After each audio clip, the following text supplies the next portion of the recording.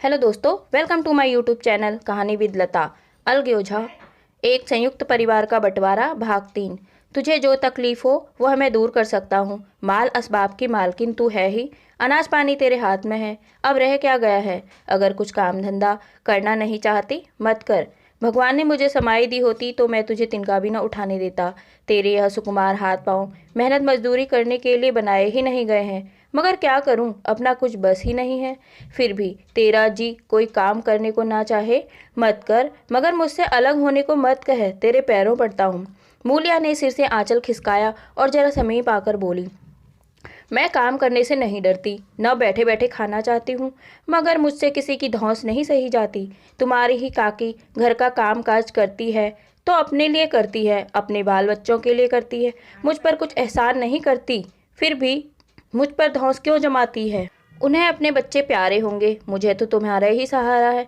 मैं अपनी आंखों से यह नहीं देख सकती कि सारा घर तो चैन करे, जरा जरा से बच्चे दूध पिए, और जिसके बलबूते पर गृहस्थी बनी हुई है वह मट्ठे को तरसे, कोई उसके पूछने वाला ना हो। जरा अपना मुंह तो देखो, कैसी सूरत निकल आई है। औरों के तो 4 बरस में पट्टे तैयार हो जाएंगे, तुम तो 10 साल में खाट पर पड़ जाओगे। बैठ जाओ, खड़े क्यों हो, क्या मारकर भागोगे। मैं तुम्हें जबरदस्ती बांध न लूंगी, या मालकिन का हुक्म नहीं है। सच कहूँ तुम बड़े हट कलेजी हो, मैं जानती। ऐसे निर्मोहे से पाला पड़ेगा तो इस घर में भूल कर ना आती, आती भी तो मन न लगाती, मगर अब मन तुमसे लग गया। घर भी जाऊं तो मन यहीं रहेगा, और तुम हो मेरी बात नहीं पूछते। मूलिया की ये रसीली बातें रघु पर कोई असर न डाल सकी। वह उसी रुखाई से बोला, मूलिया मुझसे यह न होगा। अगर होने का ध्यान करती है, मेरा मन न जाने कैसा हो जाता है, यह चोट मुझसे सही नहीं जाएगी। मूल्या ने परिहास करके कहा, तो चूड़ियां पहनकर अंदर बैठो ना, लाओ मैं मूछें लगा लूं। मैं तो समझती थी कि तुम में कुछ कलबल है, अब देखती हूँ तो निरे मिट्टी के हो। पन्ना दालान में खड़ी दोनों की बात सुन रही थी, अब उससे रहा न गया, सामने आकर रघु से बोली, जब वह अलग होने पर तुली हुई है, फिर क्यों तुम जबरदस्ती मिलाए रखना चाहते हो। तुम उसे लेकर रहो, हमारा भगवान निबाह है, तो अब क्या डर। अब तो भगवान की दया से तीनों लड़के सयाने हो गए हैं, अब कोई चिंता नहीं। रघु ने आंसू भरी आंखों से पन्ना को देखकर कहा, काकी तू भी पागल हो गई है क्या। जानती नहीं, 2 रोटियां होते ही 2 मन हो जाते हैं। पन्ना, जब वह मानती ही नहीं तो तुम क्या करोगे। भगवान की मर्जी होगी तो कोई क्या करेगा। परालब्ध में जितने दिन एक साथ रहना लिखा था उतने दिन रहे, अब उसकी यही मर्जी है तो यही सही। तुमने मेरे बाल बच्चों के लिए जो कुछ किया वह मैं भूल नहीं सकती। तुमने उनके सिर पर हाथ न रखा होता तो आज उनकी न जाने क्या गति होती, न जाने किसके द्वार ठोकरे खाते होते, न जाने कहाँ कहाँ भीख मांगते फिरते। तुम्हारा जस मरते दम तक गाऊंगी। अगर मेरी खाल तुम्हारे जूते बनाने के काम आते तो खुशी से दे दूंगी, चाहे तुमसे अलग हो जाऊं, पर जिस घड़ी पुकारोगे कुत्ते की तरह दौड़ी आऊंगी। यह भूलकर भी न सोचना कि मैं तुमसे अलग होकर तुम्हारा बुरा चेतूंगी। जिस दिन तुम्हारा अनबल मेरे मन में आएगा उसी दिन विष खाकर मर जाऊंगी। भगवान करे तुम दूतो ना हो पूतो फलो, मरते दम तक यही असीस मेरे रोए रोए से निकलती रहेंगी। और अगर लड़के भी अपने बाप के हैं तो मरते दम तक तुम्हारा पोस मानेंगे। यह कहकर पन्ना रोती हुई वहां से चली गई। रघु वहीं मूर्ति की तरह बैठा रहा। आसमान की ओर टकटकी लगी थी और आंखों से आंसू बह रहे थे। पन्ना की बातें सुनकर मूलिया समझ गई कि अपने पौ बाहर हैं। चटपट उठी, घर में झाड़ू लगाई, चूल्हा जलाया और कुएं से पानी लाने चलेगी। उसकी टेक पूरी हो गई थी। गांव में स्त्रियों के 2 दल होते हैं, एक बहुओं का, दूसरा सासों का। बहुएं सलाह और सहानुभूति के लिए अपने दल में जाती हैं और सासें अपने दल में। दोनों की पंचायतें अलग होती है। मूलिया को कुएं पर 2-3 बहुएं मिल गई। एक से पूछा, आज तो तुम्हारी बुढ़िया बहुत रोध हो रही थी। मूलिया ने विजय के गर्व से कहा, इतने दिनों से घर की मालकिन बनी हुई थी, राजपाट छोड़ते किसे अच्छा लगता है। बहन, मैं उसका बुरा नहीं चाहती, लेकिन एक आदमी की कमाई कहाँ तक बरकत होगी। मेरे भी तो यही खाने पीने पहनने ओढ़ने के दिन हैं। अभी उनके पीछे मरो, फिर बाल बच्चे हो जाएंगे, उनके पीछे मरो, सारी जिंदगी रोते ही कट जाएगी। एक बहू बुढ़िया यही चाहती है कि यह जन्म भर नौकर बनी रहे, मोटा झोटा खाए और पड़ी रहे। दूसरी बहू, किस भरोसे पर कोई मरे। अपने लड़के तो बात नहीं पूछे, पराये लड़कों का क्या भरोसा। कल इनके हाथ पैर हो जाएंगे, फिर कौन पूछता है। अपनी अपनी मेहरियों का मुंह देखेंगे। पहले ही से फटकार देना अच्छा है, फिर तो कोई कलह ही न होगा। मूल्या पानी लेकर गई, खाना बनाया और रघु से बोली, जाओ नहा आओ, रोटी तैयार है। रघु मानो सुना ही नहीं, फिर सिर पर हाथ रखकर द्वार की तरफ ताकता रहा। मूल्या, क्या कहती हूँ सुनाई नहीं देता है? रोटी तैयार है, जाओ नहा आओ। रघु, सुन तो रहा हूँ, क्या बहरा हूँ? रोटी तैयार है तो जाकर खा ले, मुझे भूख नहीं है।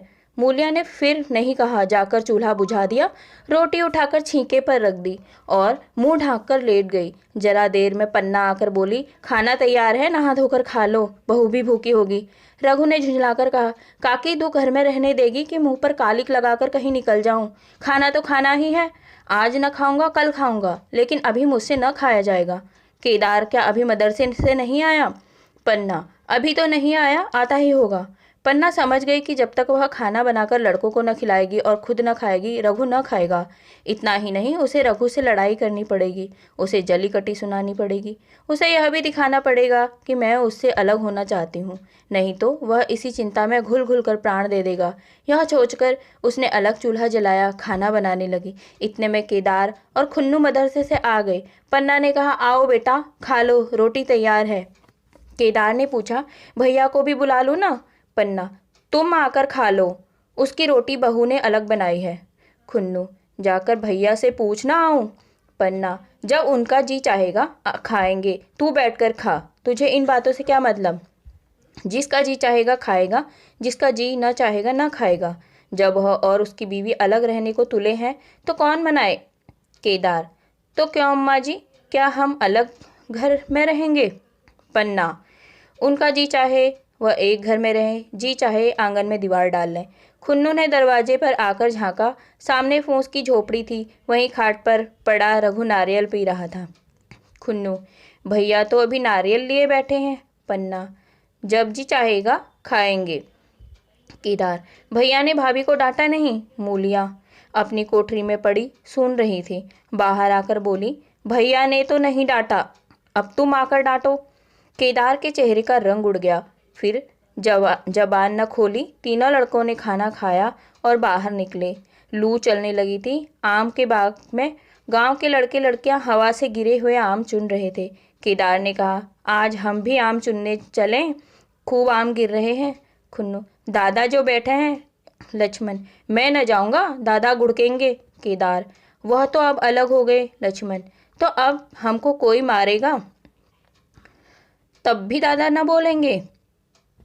केदार, वाह, तब क्यों बोलेंगे? रघु ने तीनों लड़कों को दरवाजे पर खड़े देखा पर कुछ बोला नहीं। पहले तो वह घर के बाहर निकलते ही उन्हें डांट बैठता था, पर आज वह मूर्ति के समान निश्चल बैठा रहा। अब लड़कों को कुछ साहस, कुछ दूर और आगे बढ़े। रघु अब भी न बोला, कैसे बोले वह सोच रहा था। काकी ने लड़कों को खिला पिला दिया, मुझसे पूछा तक नहीं। क्या उनकी आंखों पर भी पर्दा पड़ गया है? अगर मैंने लड़कों को पुकारा और वह न आए तो मैं उनको मार पीट तो न सकूंगा। लू में सब मारे मारे फिरेंगे, कहीं बीमार न पड़ जाए। उसका दिल मसोट कर रह जाता था, लेकिन मुंह से कुछ कह न सकता था। लड़कों ने देखा कि यह बिल्कुल नहीं बोलते तो निर्भय होकर चल पड़े। सहसा मूल्या ने आकर कहा, अब तो उठोगे कि अब भी नहीं? जिनके नाम पर फाका कर रहे हो, उन्होंने मजे से लड़कों को खिलाया और आप खाया, अब आराम से सो रही है। मोर पिया बात न पूछे मोर सुह, मतलब मेरे पिया है, उन्हें मेरी कोई सुध ही नहीं, मेरी परवाह ही नहीं। थैंक यू दोस्तों, ये कहानी आपको कैसी लगी कमेंट करके बताइएगा और चैनल को सब्सक्राइब करना ना भूलें। धन्यवाद। जय हिंद, वंदे मातरम।